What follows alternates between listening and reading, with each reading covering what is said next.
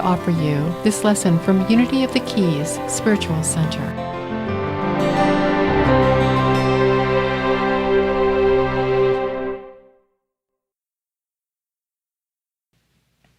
And so today we continue in our back to basics. What is unity?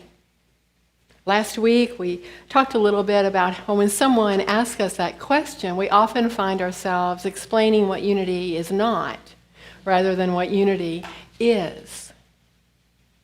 And our teachings are so simple and yet so powerful that's truly a disservice for the individuals asking out of curiosity. They want to know. Perhaps they've been a witness to you. They see how you behave around people, how you treat others, and they want to know. But we find ourselves humming and hawing about the differences between us and our fellows in Christianity. And we talked a little bit about how we say that we don't have doctrine. We do.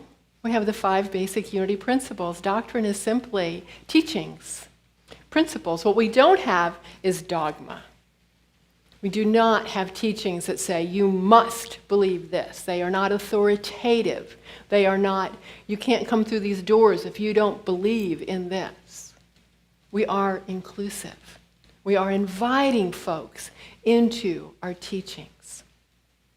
And so we began with our first unity principle, which we speak together every week. There's one presence and one power, God the good, omnipotent. We say it every week. And we looked a little bit last week about how that actually plays out in our lives. For we are similar to our ancestors, our Israelites. Our Israelites lived in a many-godded culture where they as a minority believed in one power and one presence. And all the other cultures, large and small, had many gods. And they were warned, you cannot hold this worldview of one presence and one power and then cling to these behaviors and these practices that say there are more than one God. And they were challenged with that, for they were always being persecuted and invaded and carried off somewhere else and tried to live within the culture that they found themselves, tried to get along with their neighbors, and may have found themselves in practices that were not true to who they were. And so we looked at our own lives. Where might this be possible that we've created other gods? Gods of our own creation. And we looked a little bit at our ego. For our ego, we blame for a lot. I didn't do that. My ego wouldn't let me. My ego prevented me. My ego made me say that.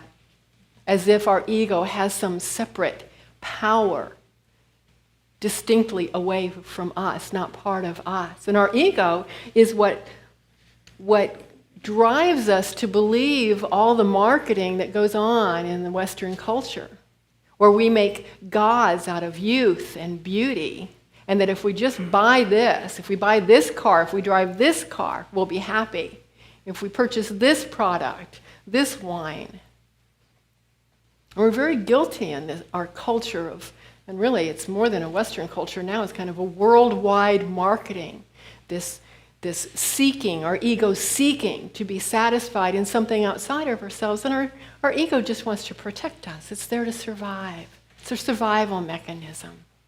And so as we live on this earthly plane of duality, of night and day, hot and cold, the sun, the moon, the land, the sea, there's duality all around us, and so it takes effort then to not also believe there's God the good and devil the bad. Only in our minds. The only evil or separation that exists is our failure to remember that God is within us and within all. And our mantra last week was, and we're not scaredy cats. We're willing to do the work. For unity is work. We call it love work, but unity is work. We leave here on Sunday, we leave our classes and our workshops, and we then have the work to do, to ferret out We ferret out, where might we be holding other gods? Where are we giving our power away? What do we need to explore and heal in order to learn and grow more, grow spiritually more? And this week, we're exploring the second of our unity principles. Our second unity principle says, our essence is of God, therefore we are inherently good. The Spirit of God lives within all people, therefore all people are inherently good. I'm going to break that down into 4 pieces, and I'd like you to repeat that after me. Our essence is of God. Our essence is of God. Therefore, we are inherently good. Therefore, we are inherently good. The Spirit of God resides in all people. The Spirit of God resides in all people. So all people are inherently good. All people are inherently good. I like the kids' version. The kids' version of the first unity principle is God is. The kids' version of the second one is I am. Easy to remember. But this powerful second principle is so personally affirming and uplifting. It's the most individually powerful of all the unity principles. To hold this awareness. I recall the first time I really got it in a unity church, that the divine essence, the Christ consciousness was within me. I think I cried for, like weeks. Like every time I walked into church, I cried. And it still brings tears to my eyes when I sit in that awareness. It is so delicious, so yummy, so powerful. And this second unity principle really has 3+ parts. So the first part is our essence is of God.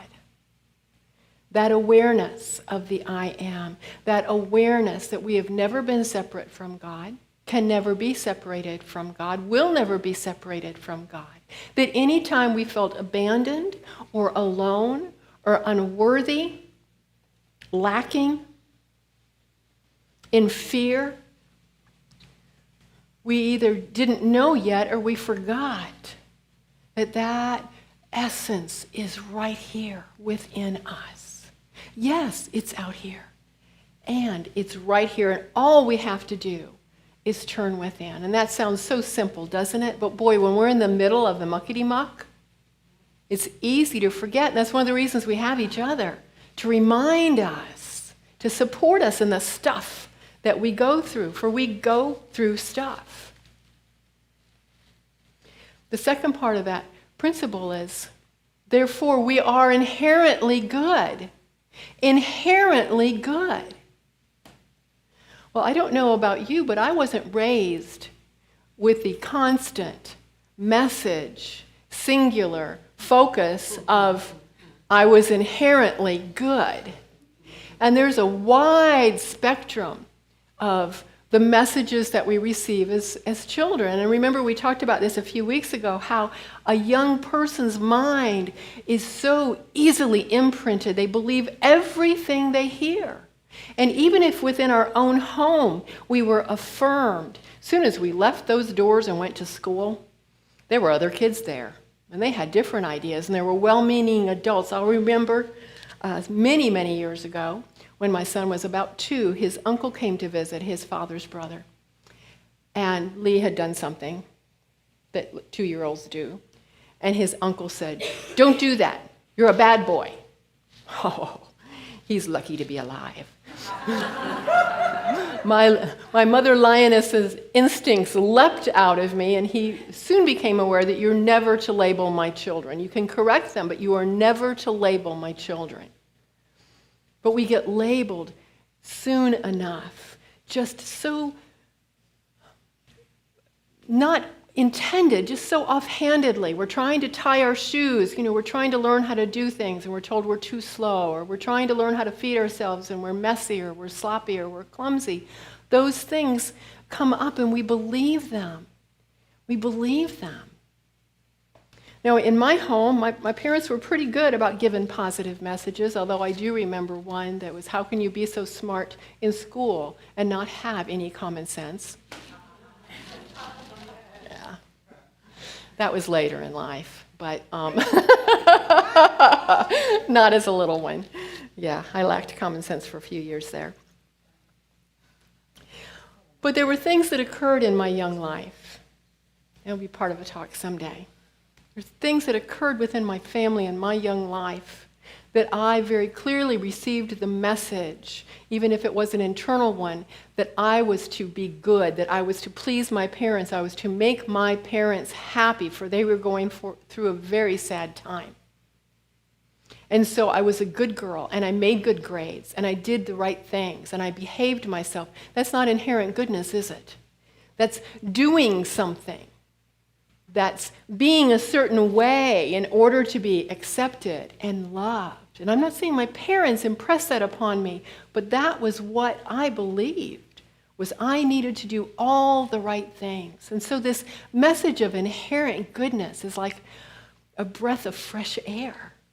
It's who we are, inherent goodness. And then the third part of that principle, the third message, is everyone else carries within them that essence of God. Therefore, they are inherently good. So that opens our heart. That opens our mind to our entire world. All of a sudden, there's a oneness that we're aware of that perhaps was not there before. For as we develop as little ones, we mimic everything that our parents do. We don't grow up fearing that which is not like us. But within a short period of time, we do. They don't speak like us. They don't dress like us. They don't look like us. And so there's a fear that comes deep within us that we develop ourselves with the help of society, with the help of our culture. And so to know that we are all inherently good, that we all carry this beautiful essence of goodness, holds that oneness, that beautiful element of oneness for us. One of our very own, Fabiola, who I happen to notice is not here this morning, she just spent a week with 1,000 volunteers in Nicaragua. They were seeing their world, their oneness, much greater than within their own family. They were reaching out to the world. And we turn to Scripture for support. We find Scripture both in the Christian Scriptures in the New Testament and in the Hebrew Scriptures. So from 1 Peter, the 3rd chapter, the 8th verse, finally, all of you have unity of spirit, sympathy, love for one another, a tender heart, and a humble mind. Have unity of spirit, sympathy, love for one another, a tender heart, and a humble mind. And as we turn to the Hebrew Scriptures, to the Old Testament, this is a unity favorite from Psalm 133, the first verse. Behold, how good and pleasant it is when brothers, and we will add, and sisters, dwell in unity. Dwell in unity. And so how do we increase our awareness of every aspect of this second unity principle? Well, I have 3 suggestions. The first is always meditation. If this is not part of your practice, this is the time. This is the time to commit to a meditation practice, to set aside time each day to go within, to release your attachment to distractions and to connect with that inner divine. And if it's already your practice, maybe increase it by 10 minutes. People will say, well, how long do I meditate? 30 minutes is great. But if you've not done it before, start with 12 and then build from there. But commit to this practice, this devotional of going within in meditation. The second suggestion is to be in nature. I know it's hot. It's Key West. It's hot. But early in the morning, later in the evening, somewhere where there's shade, bask in all that nature is giving us, the energy of fresh air, the energy that uplifts us, that reminds us the world is alive and we're part of it.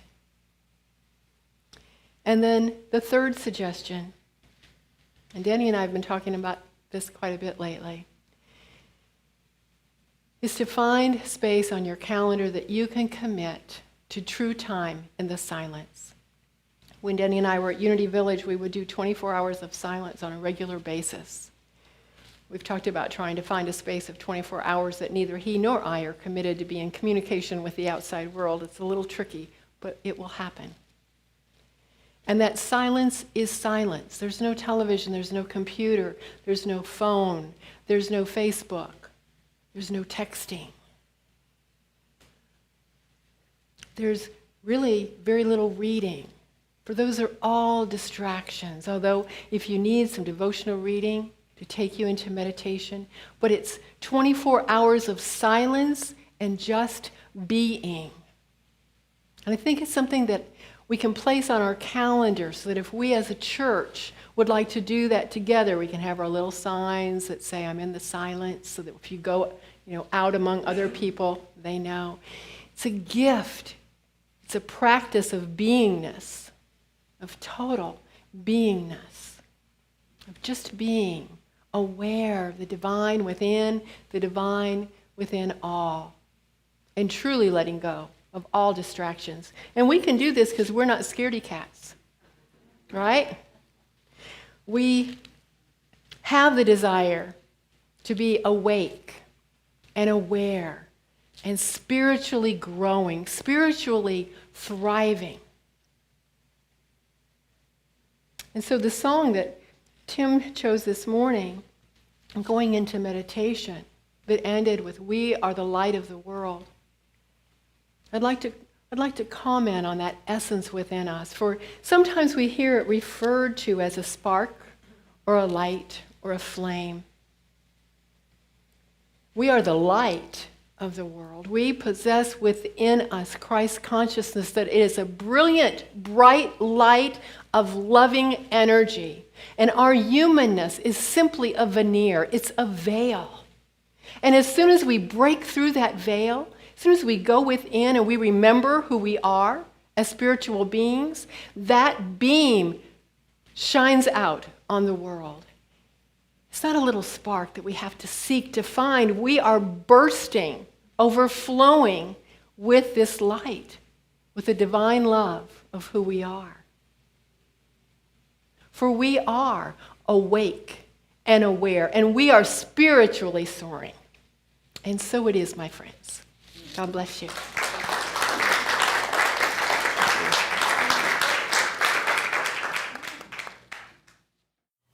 This is Reverend Debra Toms. If you felt spiritually fed by this lesson, please feel free to hit the Donate Now button. And if you are ever in our area here in Key West, please drop in. God bless you on your journey.